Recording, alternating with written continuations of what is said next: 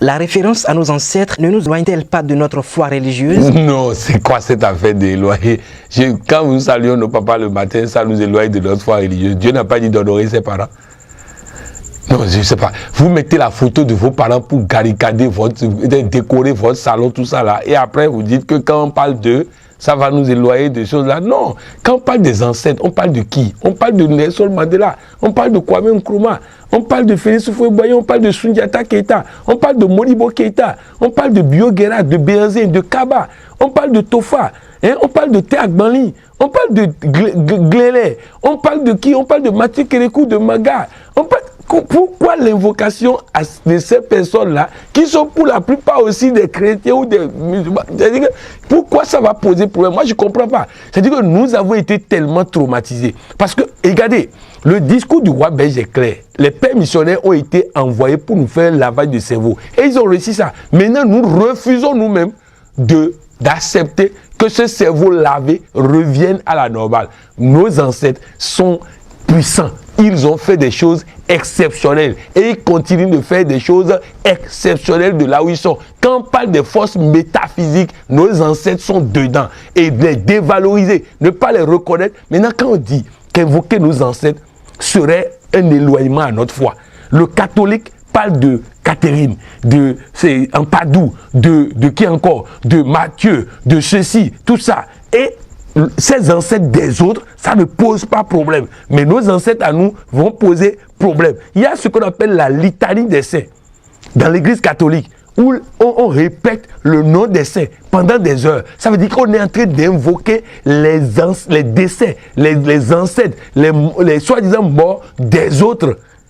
Et nos parents qui nous aiment, dès qu'on parle de ça, ça va nous éloigner de notre foi religieuse. Non. Quand vous prenez l'évangélique ou le protestant, il est tout le temps en train de parler d'Abraham. Il est mort. D'Isaac, il est mort. De Jacob, il est mort. C'est l'ancêtre des Juifs. C'est l'ancêtre des choses là. Maintenant, c'est pas mauvais de les invoquer. Mais pourquoi je vais les invoquer eux et ne pas invoquer mon père, mon grand-père, mon arrière-grand-père, qui m'aiment, qui m'ont toujours aimé, qui m'ont toujours protégé de leur vivant? Non, les amis, arrêtez ça. Arrêtez ça parce que vous n'êtes pas plus chrétien que quelqu'un. Vous n'êtes pas plus religieux que quelqu'un. Alors calmez-vous véritablement et retrouvez votre tête et réfléchissez. Les morts ne sont-ils pas morts? Ils ont quelle mort? Même Jésus a dit qu'ils sont quelque part dans une pièce en train d'attendre le jour du Seigneur. C'est quand même clair. Je dis pourquoi souvent, quand il fait référence à la Bible, les musulmans vont penser que c'est un truc chrétien. Non, c'est que c'est les chrétiens qui sont bouchés là, qu'on doit déboucher. Sinon, les musulmans, ils n'ont pas de problème. Dès qu'ils trouvent quelque chose qui peut les permettre d'avancer, de progresser, de réussir, eux, ils sont preneurs. Mais nous, les chrétiens, on doit nous aider à reprendre le lavage qu'on nous a fait là. Il faut remettre les choses dans l'ordre. Sinon, moi, je ne sais pas, les morts ne sont pas morts, ils sont dans la pièce d'à côté, en train d'attendre le jour du Seigneur. C'est ce que la parole de Dieu dit. Mais moi, je vous dis, ils sont là, ils sont là. La dernière fois, quelqu'un nous racontait, pas plus tard que hier, qu'un jour, il est allé voir quelqu'un et la personne lui dit, pourquoi tu me viens toujours avec ton père? Il dit, quel père? Et il ne voit pas son père à côté. Lorsque mon maman est décédée, soi-disant, et qu'on est allé l'enterrer au cimetière, on arrive au cimetière, on l'a enterré. Maintenant, les gens qui étaient en train de fermer le trou, quand ils ont fini de fermer le trou, ils sont venus maintenant pour la réception et ils disent qu'il y avait un papa à côté, ils veulent voir le papa. On ne sait pas de qui il parle. On a cherché, l'indication était claire. Mon père, qui m'a mis au monde, qui est soi-disant décédé 12 ans après, était à côté pour prendre le corps de sa chérie, qu'il attendait depuis longtemps dans l'autre pièce là-bas. Et tout ça, et nous, on est ici, on dit non, non, non. On nous a privés d'une âme de protection. On nous a privés d'une âme de bénédiction. On nous a privés. Ils sont à côté du Seigneur, capables de parler pour nous, en notre nom au Seigneur. Et nous les négligeons. Nous ne sommes pas en train d'en profiter. C'est une âme puissante qu'on nous a arrachée. Il est temps qu'on l'utilise. Que rapporte cette référence à nos ancêtres? Beaucoup de choses. Beaucoup de choses.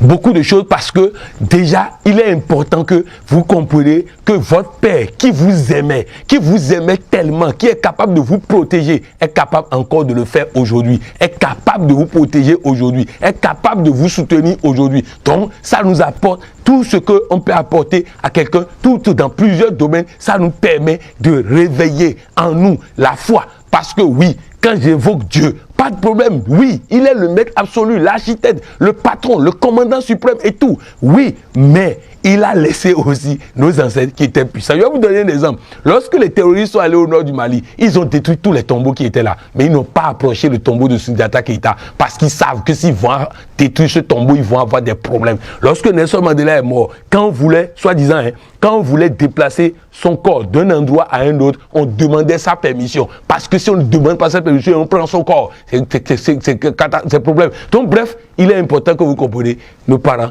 ils nous aiment, ils nous aident, ils sont là, ils nous observent. Et quand mon maman, soi-disant, était décédée, on est allé à l'église et je faisais le discours. Les sorciers là étaient déjà venus pour guetter les enfants qui vont prendre. Et j'ai pris la parole. Il dit, maman me dit de vous dire que si pendant qu'elle était dans la pièce principale, où elle était moins puissante que maintenant, vous n'avez pas tué un de ses enfants de là où elle est là. Si vous tentez quoi que ce soit, elle va vous détruire un à un. Elle va vous chicoter, vous allez voir. Et les respirations ont changé parce qu'ils ont compris que la danse a changé. Et personne n'a osé faire quoi que ce soit contre mes soeurs et moi depuis que maman est partie. Parce que nos parents sont dans la pièce d'à côté, en train de veiller sur nous. Quand je voyage, mon papa voyage avec moi, ma maman voyage avec moi. Et sous Douagonvé, sous Grino, Wakimeti,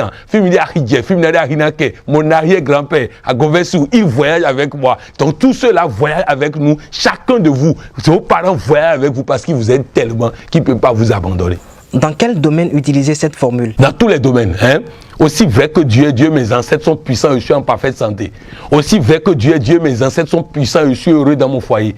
Aussi vrai que Dieu est Dieu, mes ancêtres sont puissants, j'ai un enfant. Aussi vrai que Dieu est Dieu, mes ancêtres sont puissants et je suis riche et très riche. Aussi vrai que Dieu est Dieu, mes ancêtres sont puissants, je réussis à ce concours. Aussi vrai que Dieu est Dieu, mes ancêtres sont puissants, j'ai un emploi au plus tard à la fin du mois. Aussi vrai que Dieu est Dieu, mes ancêtres sont puissants, je réussis ma mission. Aussi vrai que Dieu est Dieu, voilà. Aussi vrai que Dieu est Dieu. Si Dieu est Dieu, il est obligé de veiller sur cette parole pour l'accomplir afin de toujours demeurer Dieu. Et si mes ancêtres sont puissants, ils doivent le démontrer à travers la suite. Aussi vrai que Dieu est Dieu, mes ancêtres sont puissants, je suis heureux, en parfaite santé, riche et comblé. Aussi vrai que Dieu est Dieu et mes ancêtres sont puissants, je vis longtemps et très longtemps. Aussi vrai que Dieu est Dieu et mes ancêtres sont puissants, je retrouve ma santé, je retrouve ma vigueur, je retrouve ma joie, je retrouve mon bonheur, je retrouve ma... Voilà de quoi il s'agit. Dans tous les domaines, vous pouvez l'utiliser. Votre mot de fin? Mon mot de fin, c'est de vous dire, les amis, il y a un prêtre à Abidjan qui m'a dit que depuis qu'il m'a suivi sur cette question et qu'il a compris, chaque fois que la situation est grave, il appelle son père et sa mère qui sont morts et ça se règle, séance tenante. Oui, les hommes de Dieu ont compris et sont prêts à comprendre et avancer, mais les laïcs, ils sont un peu bouchés. Il faut des tonus sur tonus pour qu'ils comprennent. De toutes les façons, sachez une chose. Vos ancêtres sont une âme puissante que vous devez apprendre à utiliser. Sur Thomas Sankara, oui, c'est vos ancêtres. Voilà le seul. Patrice Lumumba, Sylvanus Olympio, voilà de qui on parle lorsqu'on parle de vos ancêtres. Des hommes puissants, des hommes célèbres. Kanga Moussa, l'homme le plus riche de tous les temps, qui a 10 fois plus d'argent que Bill Gates. Voilà, c'est de ceux-là qu'on parle, quand on parle de nos ancêtres. Alors, ressentez, quand vous allez à la basilique de Yamoussoukro, allez vous asseoir dans le fauteuil de Félix Houphouët-Boigny. Prenez quelques minutes là. Quand vous allez en Afrique du Sud, allez dans la prison où Nelson Mandela était. Passez quelques minutes là. Et quand vous avez la chance d'avoir la chambre de vos parents, soi-disant décédés, allez dans leur chambre. Passez quelques minutes là et vous allez voir. Vous vous rappelez dans le temps, lorsque nos parents décédaient, les habits qu'ils laissaient, quand quelqu'un, un enfant, se sent mal, on prend un paille de la personne décédée, on le couvre avec ça. On a abandonné toutes ces pratiques parce qu'on a dit tout ça là est diabolique. Non, ce n'est pas diabolique. Dieu a créé l'être humain et Dieu vit en chacun de nous. Et quand nous utilisons ces gens, nous utilisons Dieu en chacun de nous. Et voilà ce que je voulais dire comme mot de fin. Profitez de tout ce que Dieu a mis à votre disposition et réussissez votre vie. De toutes les façons, nous on est là pour vous embêter jusqu'à les choses vont changer. Parce que oui, le temps de l'Afrique, c'est maintenant. Merci coach. Merci.